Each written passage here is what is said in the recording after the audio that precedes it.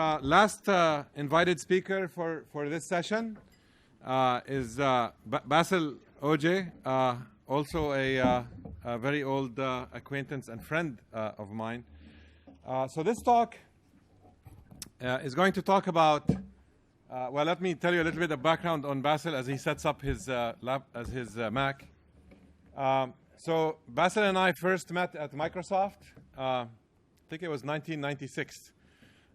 Where he was a group program manager working for Satya Nadella, and we collaborated on a recommendation engine.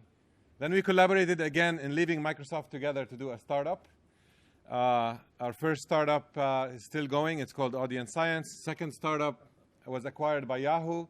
At Yahoo, as I mentioned in the introductions yesterday, Bassel was responsible for the data team, and he sat on top of the world's largest data warehouse at the time at 8 or 10 petabytes, which he then proceeded to break down and simplify, which was did the company a huge favor by taking it away from a traditional database system to big data. Then he went off and started yet another big data company, Enpario, in ad tech. And now he is running yet another startup called Ligadata, and Ligadata is working with us at Barclays. So he will mention some of the projects at Barclays, but more importantly, how do you get banks to adopt open source? That's one of the questions you need to ask Bassel. So with that, I'll leave it with you. Thank you, Sama. Can you hear me okay? So Rajesh actually was looking at our slides yesterday and said, you know, you should really explain what Commando means.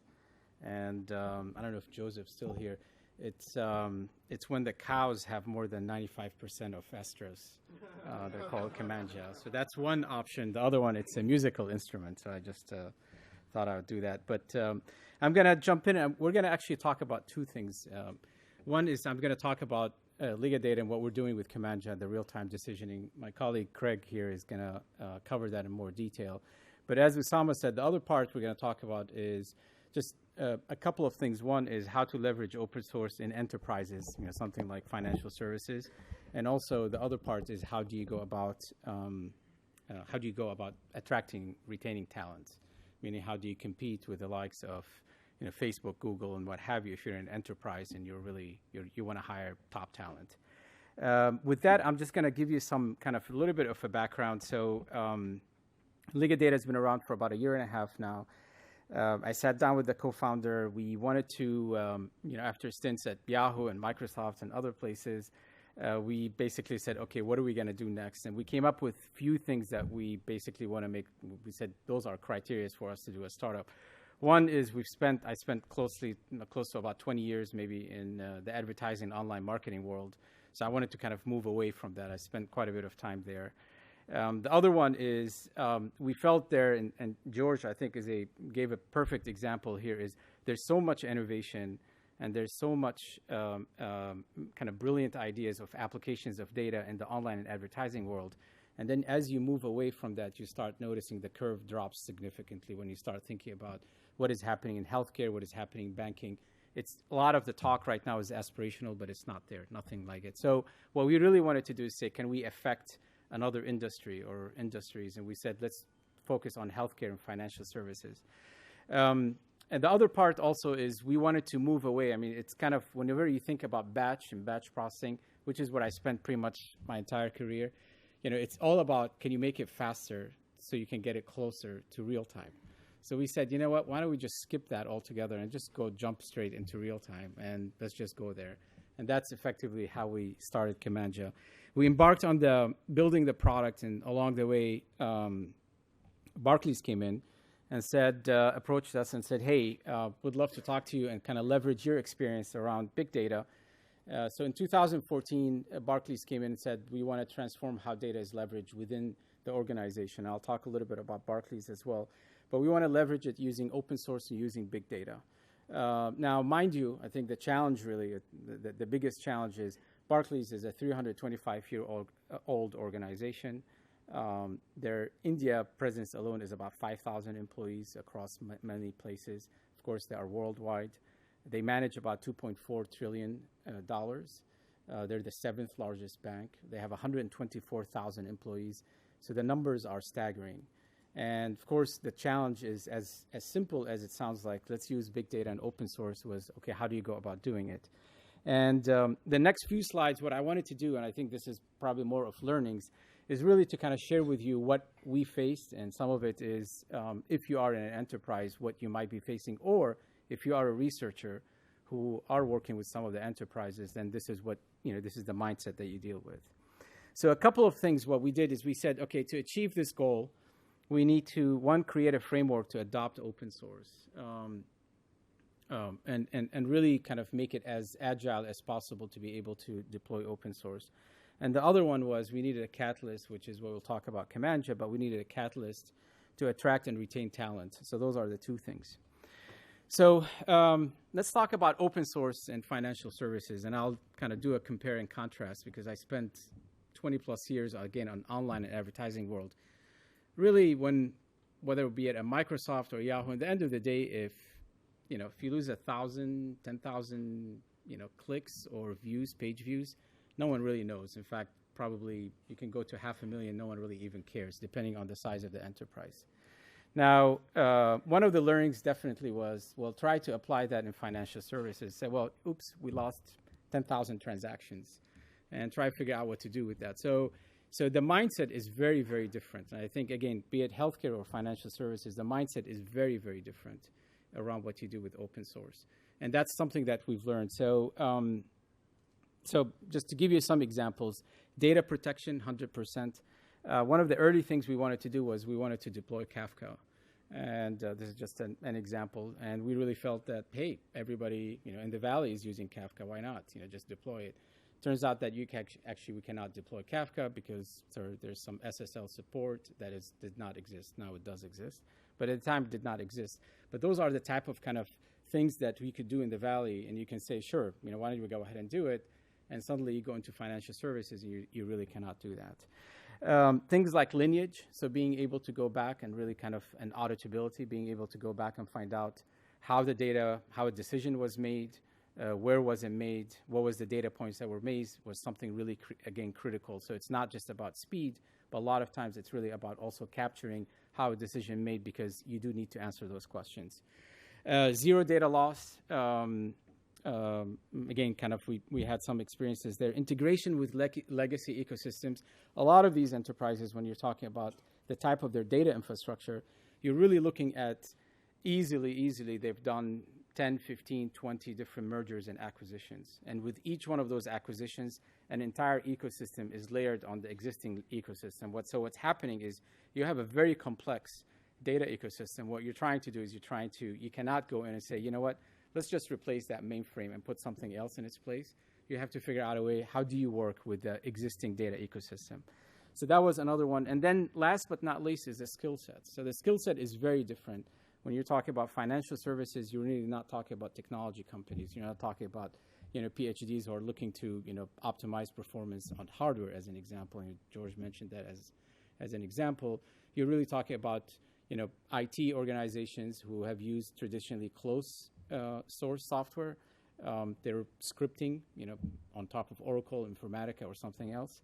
So it's a very different skill set. So those were kind of the different challenges, if you will, or kind of what we dealt with when we started with. So with that, and I think this is step back and we said, okay, so how do we go about solving it? And one thing that we kind of proposed is we said, you know what, let's take this whole notion of crossing the chasm. Let's think about it as the adoption chasm of open source software. How do you look at this and how do you really measure it? I think traditionally in enterprises, large enterprises, they're always being faulted of, well, the whole world has moved into NoSQL. Why don't you just move to NoSQL? And the answer is, again, it's the slide that I showed you before. It's because there's quite a bit of governance and compliances that to deal with. So what we did is we said, you know what, let's rationally look at the different type of open source software that exists out there. And let's look at also kind of the players. So you have creators, you have contributors, and you have users. And effectively, when you're looking at financial services and healthcare, they're definitely the guys on the right. They're the users. So typically, it's lower technology skill set. So these guys are not writing in C and C++ and Scala. there's low risk tolerance, and they're specifically trying to solve a problem. That problem could be reducing costs or it could be increasing performance, but they have a specific one. Very different than, for example, when you're looking at creators, where these guys are typically technology organizations. LinkedIn did Kafka, Twitter did Storm. So these are technologies companies. They are rich on resources, so they have no problem taking 50 to 100 heavy-duty developers and say, you know what, go work on an open source software, because what they're really trying to do is they're trying to not just solve a problem, but in many cases trying to create a competitive advantage. So that was one thing that we did, and we said, okay, so based on that, we, again, moved into something that we internally called at Barclays. We said Barclays open source boss, open source software. And we took those 3 layers, and now what we're doing is we're going through this process of saying there's consumption, there's contribution, there's creation. So how can you leverage your existing ecosystem, everything from compliance to security to governance, to make sure that you actually can deliver on each one of those phases. Along the way, also what we've done is we've said there are internal processes and groups to work with, but there's also external ones that you need to work with, and we've partnered with advisors from all these companies, and a lot of them actually are vendors of Barclays. So with that said, then the next piece was great. So now you've got Hadoop. You have 5,000 developers, for example, sitting in India, who have really grown up writing scripts on top of Oracle or Informatica. And now they need to sit down and they need to figure out how to use HDFS. So I think one of the things that we did is we've been going through this entire transformation process from a talent perspective and training. But also we said, if you really want to effectively the technology of an enterprise, you really have to look at, we're calling them millennial developers. So these are the guys who have never used closed software. They've always used open source. They want to use open source. They want to be able to contribute. And they want to be able to say, okay, I'm in a place, in an environment where instead of going to one of the big high-tech companies, I can go to a large enterprise. I can use open source. I can contribute, and potentially I can even create software. And with that, what we did is we picked Commando as a catalyst, effectively. And we said real-time decisioning, and Greg will talk about it in more detail, but we said real-time decisioning is a capability that is does not exist for the most part. I think it kind of accidentally has evolved through a lot of ETL vendors. So we said this is a really good type of technology that what you want to do is you want to look at data and you look at it from a batch perspective and a real-time perspective. And if you are really trying to impact the customer journey or a client's journey or a patient journey, effectively you have to do that in a real-time fashion. So you need to take a lot of that back-end data and you want to make it available in a streaming fashion, because doing it in a batch, you're not going to be able to do so. So, this is just kind of said, okay, that's the catalyst. And we said, this is the end-to-end capability. Deliver it based on triggers, create decisions, be it models, and Greg will talk about, be it rules. And then in real time, can you really affect what actions you can do? That could be scoring, could be notification, alerts, transactional updates, deriving opportunities or threats, obviously, whether you're doing things like information security or you're doing marketing. So where we're at right now is we have a number of use cases that actually are going out there that we're using real-time decisioning around. So it's everything from telephony interception to cybercrime to customer contact, next best action, risk analysis, credit card fraud, security compliance, and customer churn.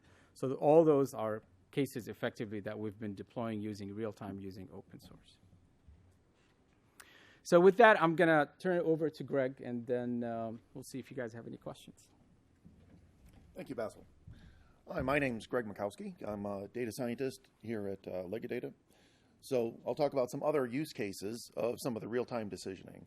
So some would be complex event processing, where you might get a few or hundreds of different data streams, and then you're making some decisions on that. More complex things would be enterprise applications.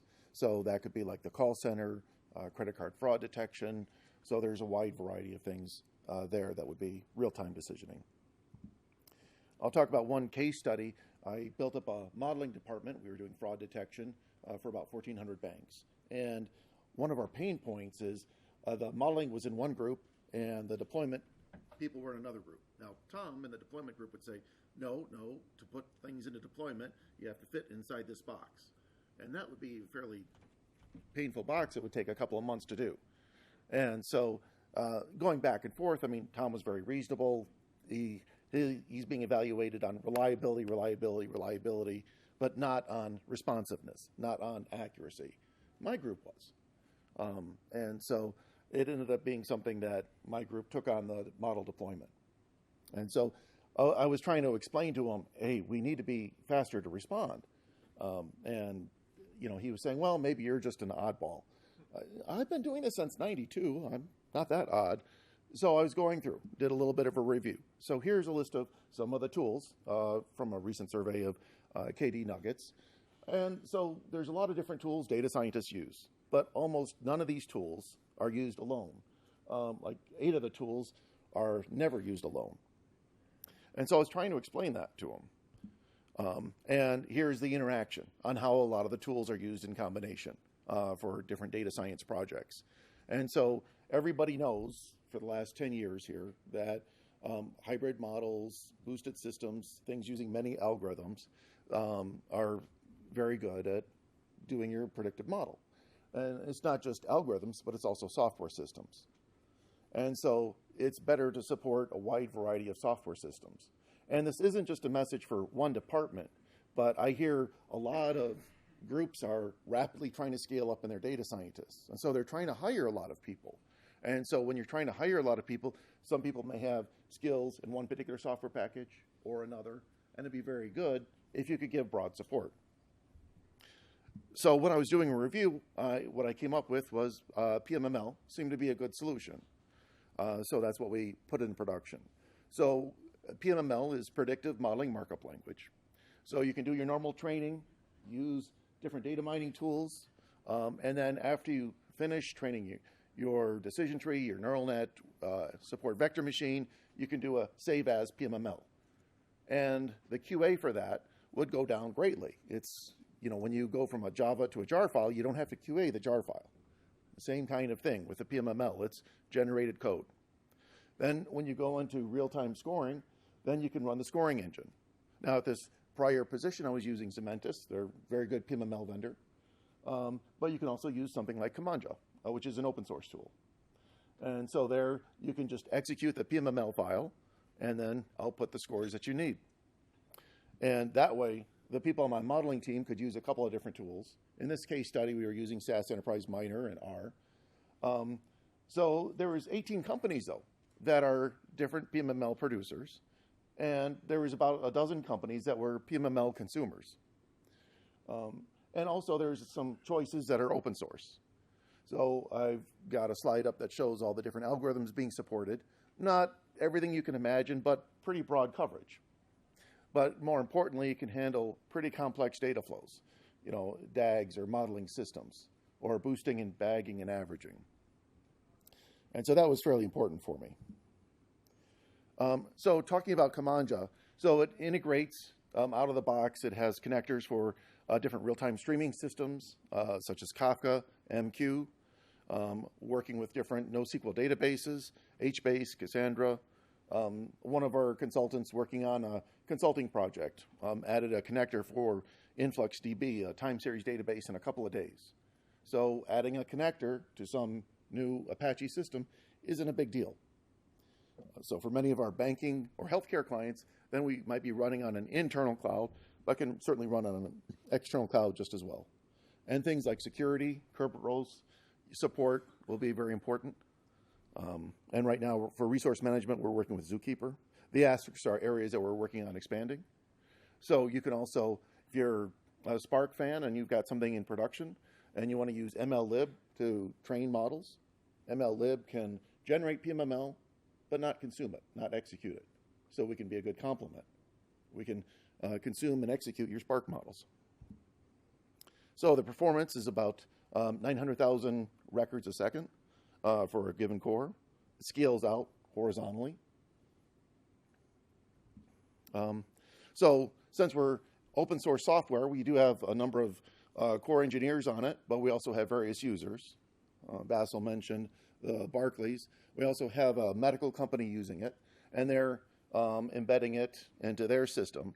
And their end users are clinicians, knowledge experts. They're not people that are data scientists.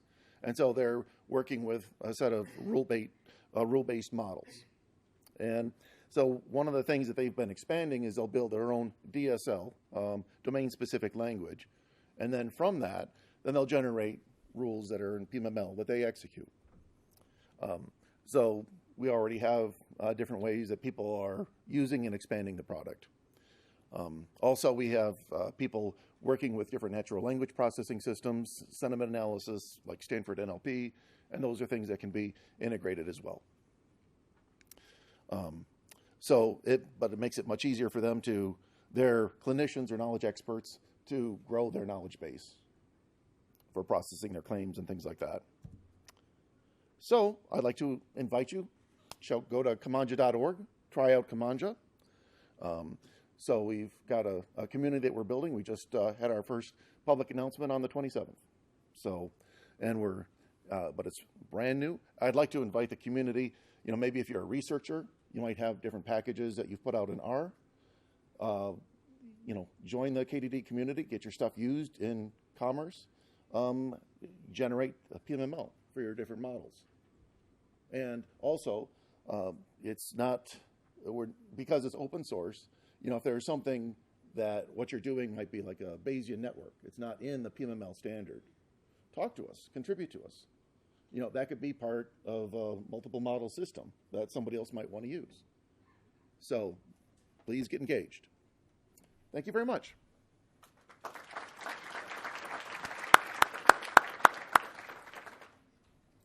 Any questions? So I guess we're in the questions, answers. Any questions for either Bassel or Greg? Yes, back there. I just shut up. Yeah, start shouting while the mic makes its way there. You can start. So what type of problems are you solving with this medical company? The type of problems, could be in banking, things like with a call center. In banking, could be things with a call center or credit card fraud detection, anything that would be real-time streaming transactions. Can you share use cases of notifications or something like that, SMS? Yeah, I mean, so for example, in banking, there are actually regulations that says if a customer creates a preference that their balance goes below a certain number, you have to notify the customer within a certain time frame in real time. So that's an example of a use case where real time in financial services used. So that's one example where you're talking about the customer. Also, it could be used or it has been used now around information security. So being able to take streams of data as it's coming in and being able to execute models and detect any anomalies. So I'm aware of that Barclays is using another company for credit card fraud detection. So are they considering switching to this open source software? I'm sorry, I didn't hear the question. Maybe a bit louder.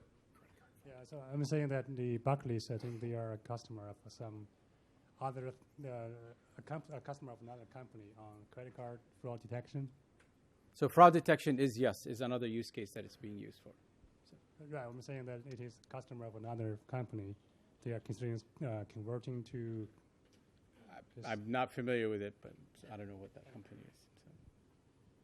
Other questions? Yeah, there's a question over here. So you were in the beginning of your presentation, you mentioned that banks have a whole set of legacy systems through many acquisitions, which typically aren't designed very well for real time, except for transaction parts. The rest is reconciliation overnight. So how does that match with the real-time aspect of the platform you're trying to build, and what are the challenges you're seeing for that? Yeah, that's a very good question. I think whenever you start talking about real-time, and the experience that we've had so far is you have transactional systems that obviously are, excellent from a real-time perspective of executing transaction, but then being able to do something on that transaction afterwards, that's been the big challenge. So, I'll give you an example of a lot of financial services companies are using DB2 still, and they're using mainframe.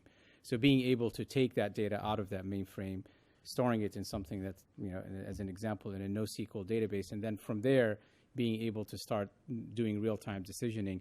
Now, again, real-time there, though, and this is probably an important piece, real-time is not in the context of, you're doing something within just like an online world where you're trying to deliver an ad between 2 clicks. What you're really doing is you're trying to do it something within sub-second. So, anybody who's thinking about doing real-time deployments in something such as financial services, they have to think about how do you get this data out of a legacy system, Oracle or a DB2, and then being able to stream it using something like Kafka as an example, and then applying real-time decisions on top of it. So, thank you. Yeah. You have a question? I have a question concerning the real-time nature from a decision analytic viewpoint, right? So much of the KDD community notion of real-time seems to be the data, everything is real-time, but the action is not based on a dynamic state that's evolving, set up based on difference or differential equations, where things are moving, so you have Bayesian-Kalman filtering type of thing. So if you have that type of thing, which can be pretty messy computationally, but also you may need to couple across multiple sources, right? So how does that then change in the context of your real-time decision analytics? So as part of the Take healthcare as an example, right? Okay. I mean, as part of the scoring, in general, there's always going to be a lot of pre-processing. A lot of the pre-processing can be doing different table lookups, Bayesian priors. So as things are changing, then you can adapt that in your pre-processing. And then when you're doing your model scoring, then it can understand what's going on and the particular changes for that. So when you're connecting to the HBase or the Cassandra, then that can be at a stage before the model scoring, before it goes through the series of models. And that way you're adapting to it over time. And then also there's some things that we do that are above and beyond the PMML standard that we can remember state for a person. Just like in a mapping scenario, we can hash and then have people routed to the same nodes. Then when we're doing a data lookup, we hit cache first, and then we can certainly keep things in memory to kind of evolve the state of a person. So there's a variety of ways we can approach that. Time for one last question, if there's any. Okay. So thank you very much.